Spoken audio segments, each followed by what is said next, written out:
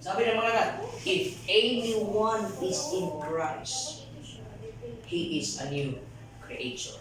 Ang dami na nating New Year's resolution, bakit hindi pa rin tayo nagbabago?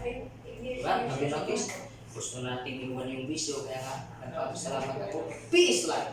Ano lang nasa tubangan yan? Don't smoke. Sana, ano nasa tubangan ba?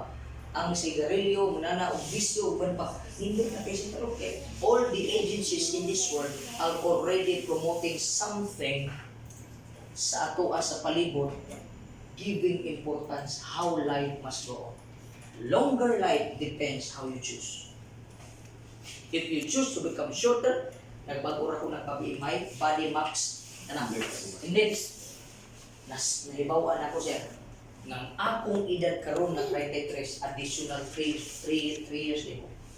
So, kining akong dagway day karon, this is 36 nga dagway. Tukoy mo pa do? So, kay sumala ni siya sa imong mga test. Kung sa inyong tanong doktor, kung sa may problema sa sometimes sumudok, makatulog ko, alas 11, mao. Wa kay bisyo, normal may bisyo do ko, pasto ko ta. Bisyo akong bisyo yun, basa Bible, maminaw-pulog yun, maminaw-religious, maminaw-pulog bisyo. Bisyo sa iman. Pero ang imong ginag pastor nga 33, kanang imong dagway dapat di na yung nana. Kaya nakita diri sa akong data, you are 36 years old as of now. So, pili akong dagway na yung magtarong ni kong tulugan ni Marila. Ang hamis niya! Guwapo di dyan eh! Ay, nako! So, patry mo BMI and you will know. Katong among BMI mag-gold kay kuyaw dito kayo silang mga health picture to kay ikuha ang among body mass index, pilay weight, pilay fat sa tiyan, kung sa panadagan kayo niya. Ikuha po dito kung lesser age ba ka, or saktong age, or basin ka ng imong edad karon additional 5 years ka. Tapos basin doon kayo. Ako na. Ay, mo na kita na ko, longer life is a choice, but to do a better life is a choice to have Jesus. Oh. Kining tag-iya sa Colgate. Kaya na itong ginagamit na Colgate. He was interviewed. Interview siya. Sino sikreto ni mo siya ng pinabuhi? Simple at isang ito ba? Everything I have, I gave to the Lord. Muna nag-Colgate na 15 paspasa na siya. Kabulo mo sa ginay mo niya. Binakuhaan din na niya tight sa ginoo. Kanang yung Colgate ba nga? Kanang itong ginatutras. Ang tag-iya niya, kanang itong toothpaste. Ang tag-iya niya ay anak. Wow, yung siya kalimot sa ginoo nga nag-uplift niya. Gikan siya kapubrihon. So in other words, he was giving back to the Lord nga whatever kita na po sa ako ang company, I should give a share to God. Because He was the one who uprooted me from the dry land and He gave me a fruitful tree. Kita, kung may ginoo, kung ginoo trabaho mo, ginoo na. Kaya kung wak may ginoo, magluya mo, di magin mo dawatong pulis. Oh, di ba? Karang pag-exam na ninyo dahil. Lord, may tagway sakit. Di madapan, oy, na problema. Di ba? Have you realized that one? Have we give thanks to the Lord how God really gives you the employment, how God really protected your life until this year, how God really protected you nga natakdan kang kubo sa una pagsugod sa COVID, buhi gyapon ta. Buhi gyapon ta. That is why God is telling us, He was telling it to His people, nalilimutan yung managubat ay keep on reminding you before God will judge the world, before God will come to His second time. God is telling us, for me to live is Christ and to die is gain. Living in Christ is making your life a transformational life. Ano yung transformational life? Yung magbabago ka, yung diditor ka kapatid in a 360 degrees. Kasi maraming nagbabago isang buwan pagka sunod makalawa, babalik. Ito ng New Year's resolution. Hala, dagdag kita, papapapapapata. Karoon kay Mayo, June na, apit. Kumusta naman ang atong pakigsaan? Pila na sa atong natuman. Murag mali ka pangutangan ng pastor. Pila na ka atong ibungkang. Ay, di man June makaayaw. Ay, sunod na po, di ba? So, being transformed is not only by the strength that you have, because the Bible says, not by might, by power, but by the Holy Spirit. Walang taong magbabago. Kahit ako, it's my experience, Sir Pedro. I will never be a pastor guided by the Holy Spirit. I will never be a pastor if God never touched my heart. Can you just imagine, batang 90s, pilihan mo kung magandang tao noon, hindi magkakusa ito sa katuwing ng tao. 1990, 1996, 6 years.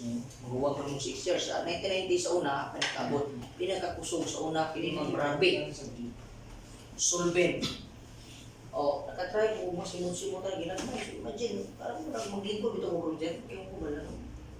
Pa siya ginoon niya. Sige na kung yung solution, hindi na kung mabiyan ako mga bisyo. Kaya wala, kaya nasa una po mga internet. Ang nasa una, katumang Superman, may ulo piso. Kaya katong PlayStation, muna. So, muli ko sa natin, alas 2, alas 3 sa buntag, just to make fun, just to satisfy my friends. Because I told myself, mamatay niya kung puman, I will enjoy. Money concept na ko sa una.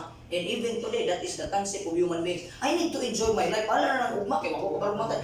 Layo kayo ba, no? Actually, gusto ko kang buhirong sa ginong ugma. The problem is how you will work that life today. Kung ito nagdagang ipangurong, kaya nagabi mo, grabe kayong kao, hindi na urong. Pero yun ang ginoo, wala yung kumagatag ni mo kinabuhi ng magdaot. Di po kumagatag ni mo kinabuhi ng mabangka, I will give you a prosperous life. Amen? In other words, take good care of your life, take good care of your family, take good care of your profession, that God will always be happy every time you take that breath. Unang akong pasalamatan sa Ginoo. It's not because I'm a pastor, but I was saved by God. I was a sinner saved by God. Munang thankful kayo. And be thankful. Out of your sinfulness, God gives you the grace. Giluwas ko mo. And ang Bible nagsulti, di ba? Nasa nama, di ba? Will you confirm with me that the Bible says, the wages of sin is isa may wais ala ni Pedro. Ako na ko siya lang. Dapat patay na kagapon. Kaya ang bayad doon sa salaw, kamatayon. Nakakadagan mo sa salaw, gihapon na sa Ginoo. Hindi ka kabayan ba? Kung gihapon sa Ginoo atong sa laro, hindi ka kabayan. Pero nga nung hangtod ang buhay mo kasi, tungod sa gracias mo. Kahapon yung mata nakakita, mamurds. Pagkita sa mamurds, dagan sa utok, dagan nakita Ginoo na. Kita ng uyab, pero planuhan na ginanatay planong di Mayo, nana mo yung mga uyab. Nangisip lagi mo, nana mo yung plano. Okay rin mga asawa, kaya pag ang banaw nakita gwapa ba, paimunta ng asawa, buhay problema. Hindi mo ulitaw mo, delikado makakita gwapa. Magkita ng Miss Universe, magkikita gwapang ba, pagkita. Sa ayun, kisuwayan, panikano. Manibantayanan. Terol, process ka na, sana na. Nadunggan na to, natay nadunggang marites, atong ipipasar ko dito spikas. Di ikaw na po yung marites. Diba? Nagkaginig sala. We have 5 senses. The eyes, the nose, the taste, the hearing, and our touch. So, hindi taga-adlaw makasala. But what makes it a sense? It was God who gives us the grace. Kung sa iyong nani pa, mahurot man mo ni Ginoo, mahurot man ni Sprite, mga igsuon, o kaya Sprite man yun gibutangan man ni kimikas, hutdong mo ni Ginoo karon. Pero kini siya nga plastic, pwede pa ni masudlan, pero dili na Sprite, tubig na. Pwede po juice, nagamit na po siya, inunani ka. Wala tabi sa tanaw ni sa tanas sa to, disposable. Ako disposable man kaysa una dagan butilya to. Pero kani sa tuloy, pwede mo naman ilabay, pero it's a choice. Pwede kay labay sa Ginoo, iwan mo kay pulos. Ako pwede ko siya. Oy, nganong ikaw pa man ginanglan nga, o sa jeans sa dagang magasasal, di ako na dito rin kumuwas na kurong. Di ba? Kadako sa kalibutan, jeansan lang yun ang akong tutukan. O di mo ganahan mga luwas ka mong taga-jeansan. Pambiyaan na mo niya, mo adto ko o bigos. Pwede po. Pero yun ang Diyos. I look at you as disposable because of your sin. But it is because of my grace. Kanang disposable, gihugasan siya, pwede niyo may mahimong matrabahan. Alright? Pwede mo siya nagtubig, pwede mo siya reduce. That's how God works in you. He works in you with His love and His grace. And God is telling you, ang Bible na ganoon, don't be wicked, be righteous. Don't be wicked, be righteous. Don't be unholy, be holy. Because every time your life is outrun, mahunta na gani ka, here is a God who will give you a water so that it will be full again. And the Lord will bless you ng kapulisan as you work for the Lord. I know how hard it is. I know there are times that you are crucial in your life, but always remember your profession will always become a possession once you are in God's hand. You are always safe. Asa ganyan makita na?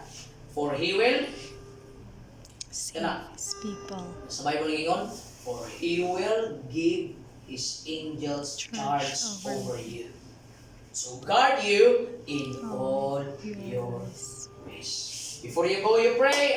Pagkakabot sa balay, ampo, every now and then, ayaw pag-imog sila, angels will be upon you every day. Pero mag-imog kag sila, mga balintong yun ka, kaya ang angels sa Ginoo mo, atras mo na, yung angels yawa, manulak mo dyan na. Di balintong yung ka, discuss ka na. No? Mag-ampo tayo, di mo pag-ampo nga. Lord, protektahin mo niya, padulong mo barhouse, wag yung malulunda mo ba na. Atras yun na, Lord, bato niya, nag-inom ka, maguli mo, wag yung malulunda na. That's why God said, be righteous, because I will give my angels charge over you to guide you in all your ways. Psalm 91 verse 11. God bless us all. Thank you for giving me the time. I hope soon. Di lang ko tagatoy nga nang magkita ni taas ko kayo. Murang ako magwali ko sumala ra sa akong biyahe. Dili daw ako ni tapos sa pagsingon sa inyo ha. Kamo pulis sa gobyerno, himo po ninyo yung kaugalingon nga mahimo mong pulis sa Ginoo. Praise the Lord. Ang Diyos ko padalangin.